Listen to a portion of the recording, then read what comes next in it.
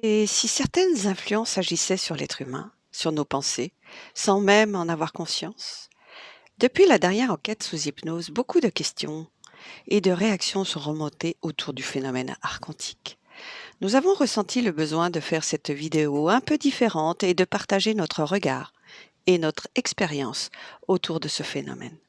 Pas pour nourrir une peur ou une fascination, mais pour remettre du discernement et revenir à quelque chose d'essentiel, l'observation intérieure.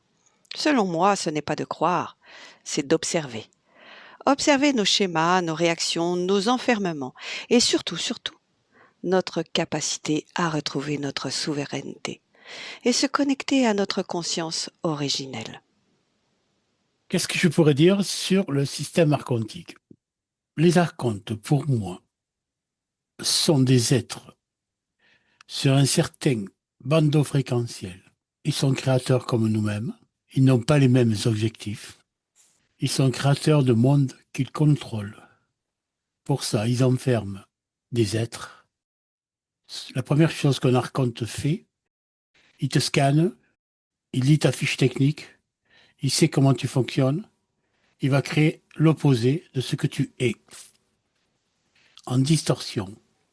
Il t'introduit dans son programme avec une fonction, un rôle que tu acceptes de jouer.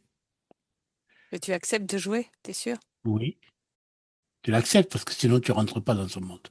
Il y a une partie de toi qui l'accepte, qui se Ouais, soumet. c'est vrai, tu as raison. Ah ouais. Voilà.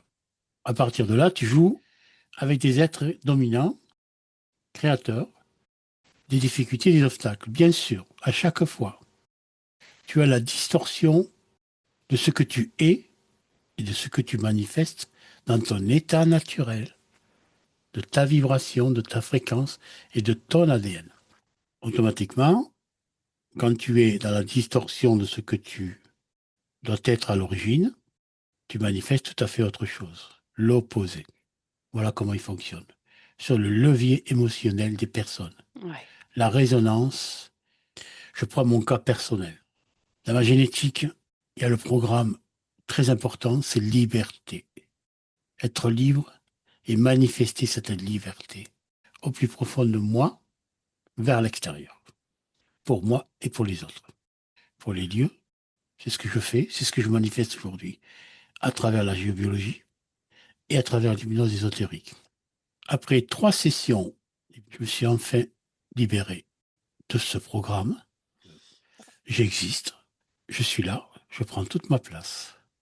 Et ça se manifeste dans la matière. Je peux dire aujourd'hui que j'ai une approche et une observation du monde archontique avec, on va dire, un détachement.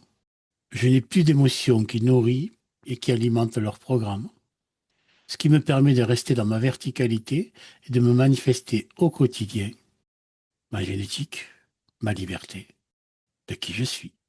Voilà ce que je peux dire du monde archontique. Et toi, comment tu vois le monde archontique, Stéphanie? C'est vaste.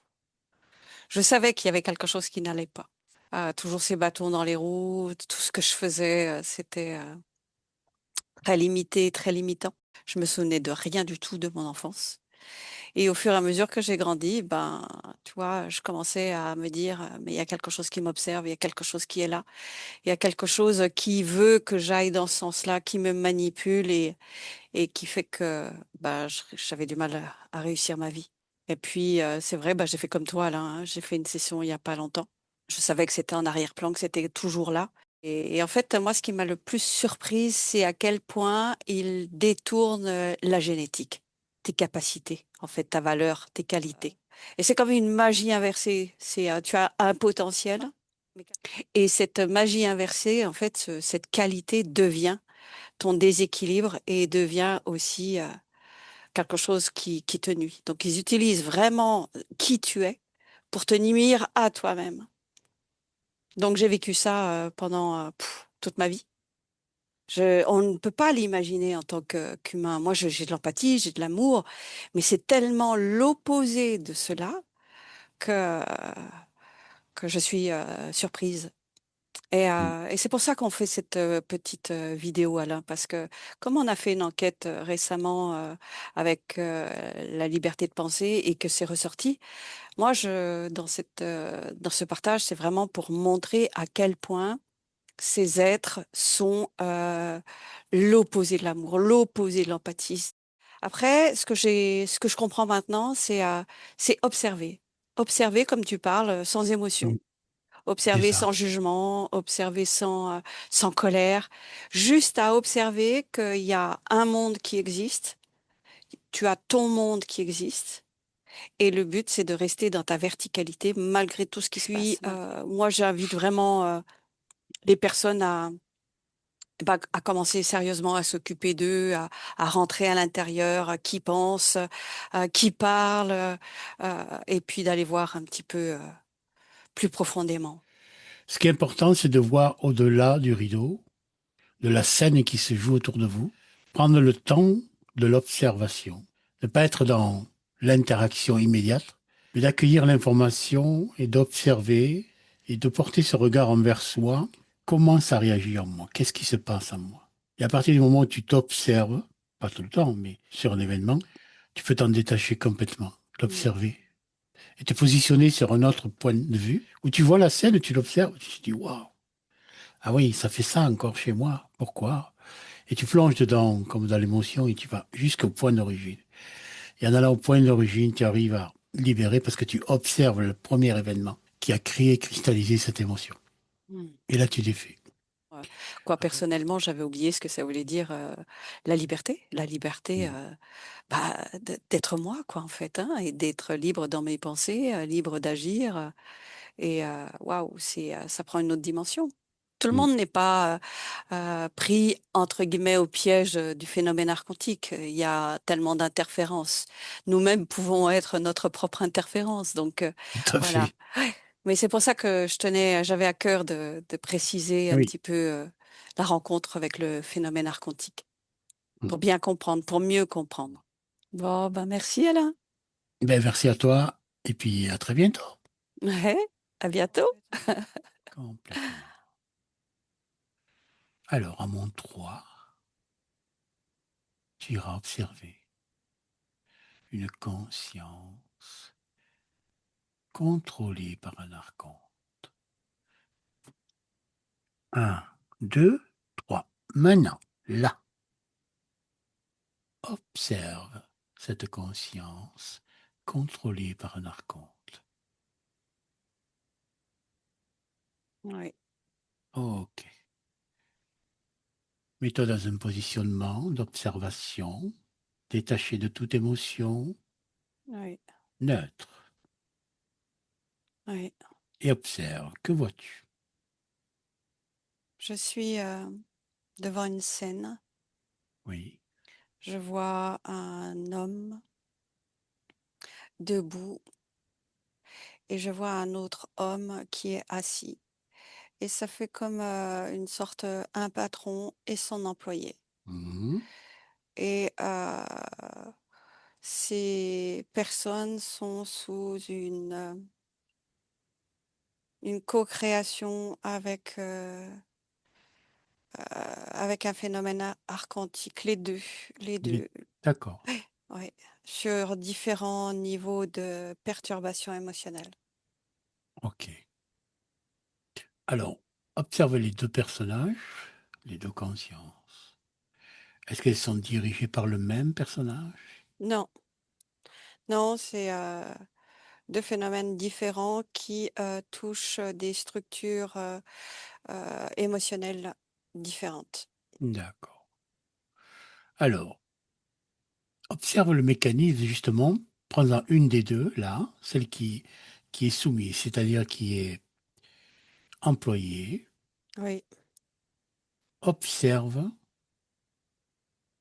comment et comment utilise l'archonte, quel système, quel mécanisme.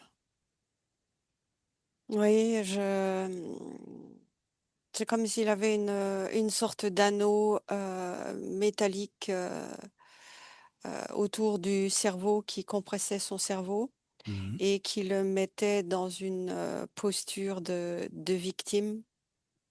Et quand il est dans la posture de victime, il est dans une fréquence très très basse et il perd toute l'énergie par ses pieds.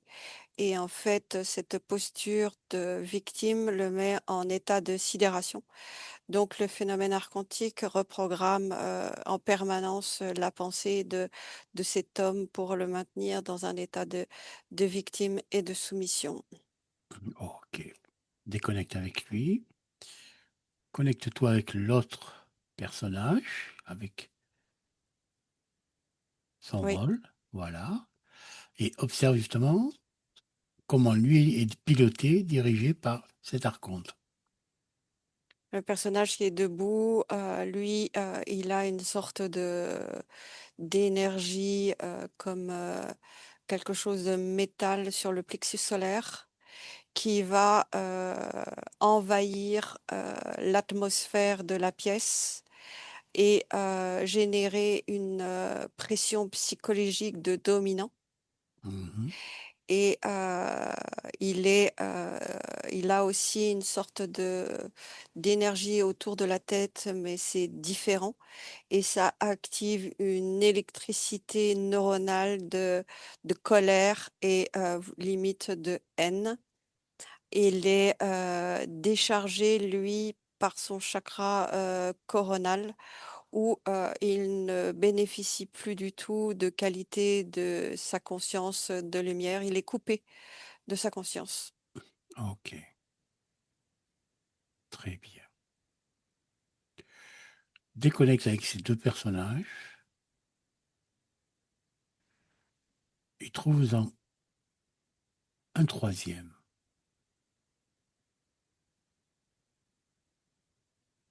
Oui, Ok, que vois-tu? une femme. Oui, Une femme qui n'arrive pas à avancer, qui est comme figée oui, et qui répète en boucle des mêmes scènes, des mêmes phénomènes. Le décor, les personnages qu'elle rencontre sont différents, mais la finalité est toujours la même. Elle n'arrive pas à se sortir d'un schéma répétitif et dans sa pensée, elle n'a pas de chance, elle n'y arrive pas et elle est dans un état émotionnel de malveillance contre elle-même. d'accord. Observe justement du point de vue de l'archonte, positionne-toi dans un espace là, tranquille, sans émotion, et Oui. observe justement quel levier il utilise. Comment? Il utilise les fréquences de son énergie sexuelle et en fait, c'est en utilisant les fréquences, ça génère une sorte de portail organique. Cette femme est un portail organique. Elle a sa pensée, elle est, elle est coupée de sa conscience et Mhm. à travers le portail organique, des entités, des désincarnés et des choses traversent pour rentrer dans sa ligne de temps et polluer tout le système de ce qu'elle vit. Ça génère une boucle infernale complètement fermée. Elle est complètement isolée et elle est aux prises de phénomènes d'interférence qui l'utilisent et qui atteint ses proches. Ok. Alors, j'aimerais que tu observes justement la première rencontre avec cet archonte. Comment se fait la soumission ou la connexion? Observe justement leur première rencontre. Ça passe par un phénomène de sang, de transgénérationnel, comme une lignée, comme Mhm. une génétique spécifique, une qualité particulière dans la génétique Et ce que je perçois, c'est un champ de probabilité d'expansion énorme pour chacune des personnes que j'observe. Et cette génétique est inversée pour être utilisée euh, contre elle-même parce que la personne a un programme créé par sa conscience de liberté ou d'apporter des belles fréquences sur le monde. En fait, ce que je perçois, c'est que le phénomène art quantique est intéressé par tous ces êtres qui ont des consciences de mouvement, d'empathie et d'ouverture sur une qualité de vie. Et plus c'est inscrit dans une génétique spécifique, et plus ce phénomène contrôle ce type de génétique. Il part du principe que tout ce qui est dans sa création lui appartient, du bout de la génétique jusqu'à la matière, jusqu'au corps, comme une signature d'un scientifique qui va signer une œuvre, peu importe une œuvre, Ok, une signature très bien. énergétique ou physique. Et là, c'est dans la génétique. Ok, maintenant j'aimerais que tu observes justement cet archonte-là avec cette personne-là, avec ses qualités distorsionnées. À quel moment l'archonte arrive à mettre la main sur ces clés de la génétique? Il a toujours un accès sur la clé de la génétique parce que il ne connaît pas le temps, vu que c'est lui qui l'a créé, il est hors temps. Donc en fait, si une personne peut se libérer par un phénomène, peu importe, il arrive à revenir dans un, dans un ancêtre, dans le futur de la personne, dans le passé de la personne. Il a un accès permanent et ce qui fait que la personne est prisonnière de, de tout ça. Et c'est sans fin et c'est illimité jusqu'au moment où la personne se libère et libère sa génétique. Et là, elle devient sa propre unité de conscience. Et l'archonte n'a plus d'accès parce que cette personne a retrouvé sa polarité d'être évolutif et au service du bien, du beau, du vrai. Ok, mais comment elle l'a retrouvé? Ça passe par des nettoyages, ça passe par il y a des probabilités aussi qui fait que la conscience à un niveau exprime aussi un détachement de vie dans la boucle fermée et ça permet de libérer la personne ou des techniques de séances énergétiques Mhm. comme, de l'hypnose légère jusqu'à des hypnoses plus poussées, oui, Ok. comme maintenant. Alors observe s'il y a d'autres approches ou d'autres techniques justement efficaces pour se libérer du système archontique. Je vois aussi quelque chose qui est proposé, qui est caché, qui n'est pas encore mis au monde, des techniques quantiques Mhm. et notamment des techniques fréquentielles. Et dans ces techniques fréquentielles, ça réinformerait l'ADN et ça reconstruirait l'ADN d'origine, qui fait que la fusion de l'ADN de la conscience et la fusion de l'ADN du corps permettrait d'avoir la conscience incarnée directement dans le corps. Et là, ça couperait tout le lien avec l'être contrôlant.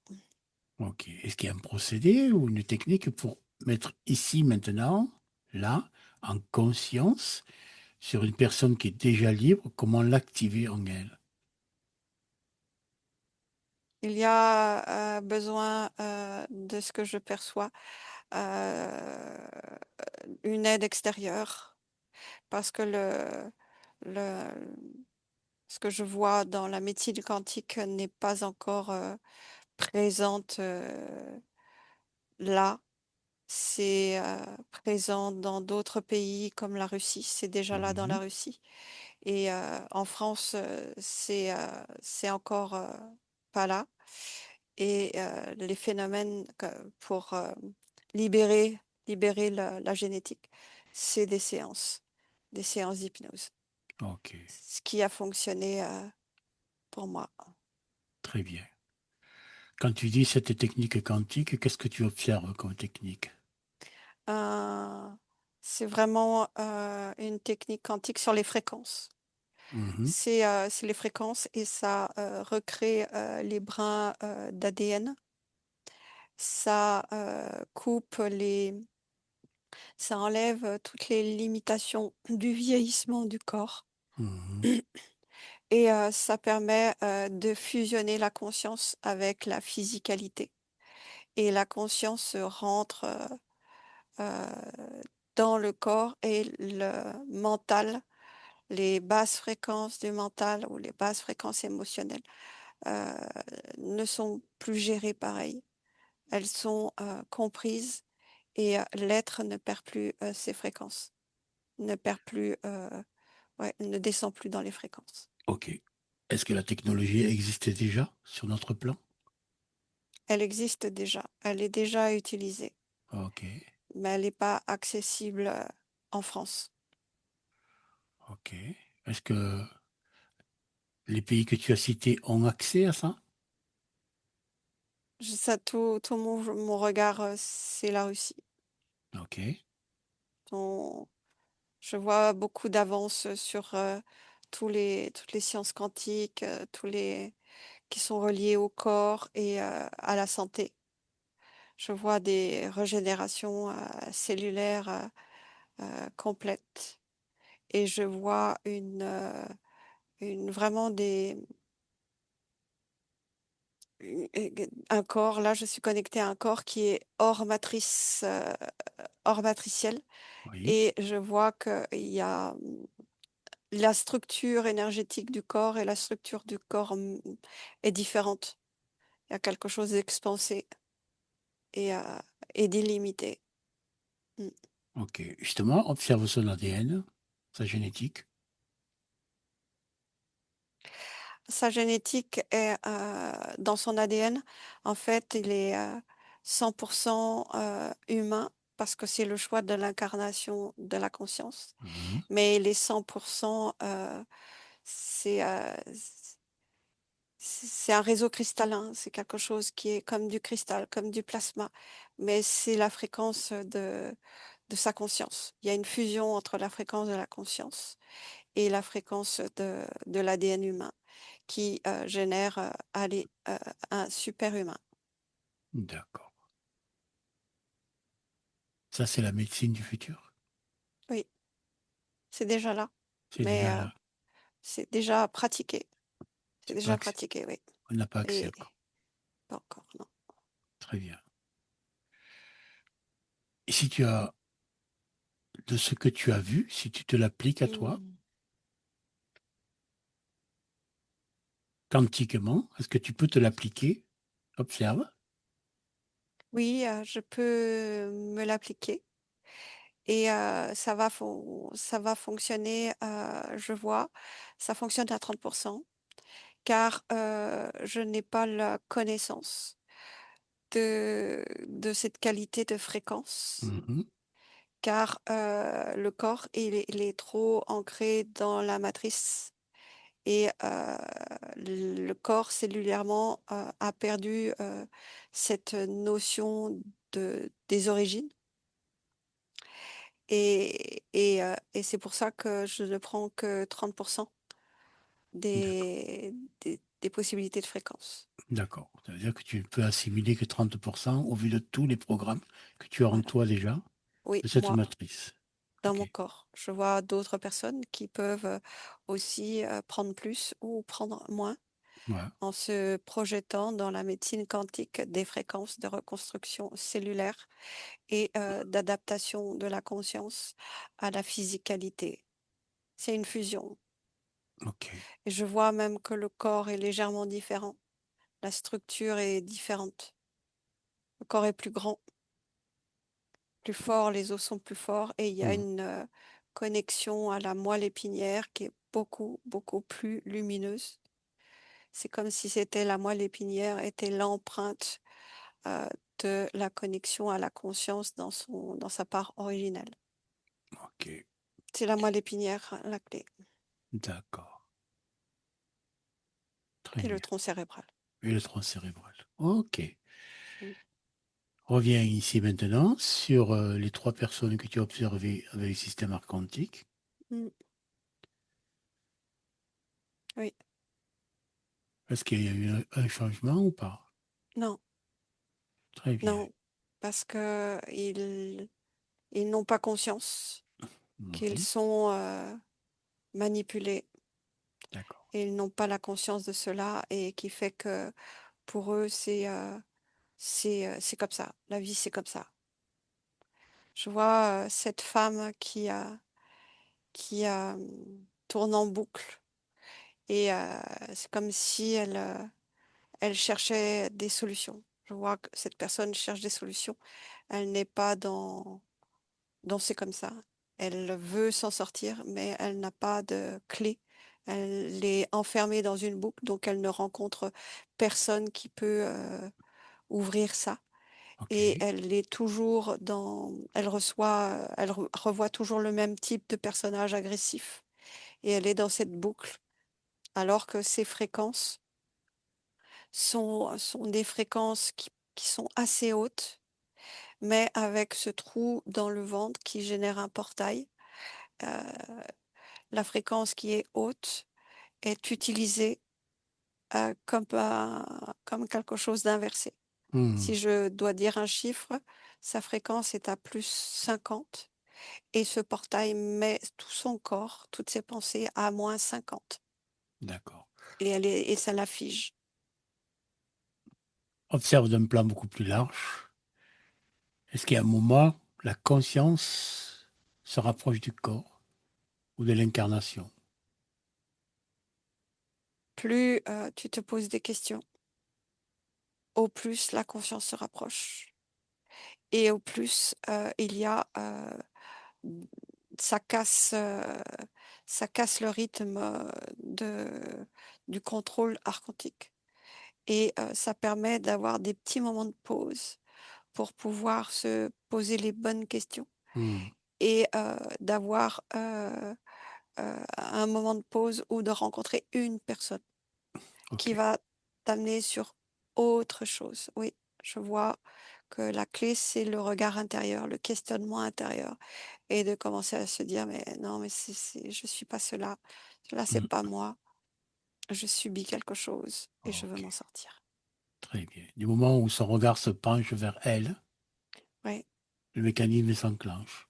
oui, Ok. oui, et quand j'observe, c'est un peu le jeu de sortir de cette emprise.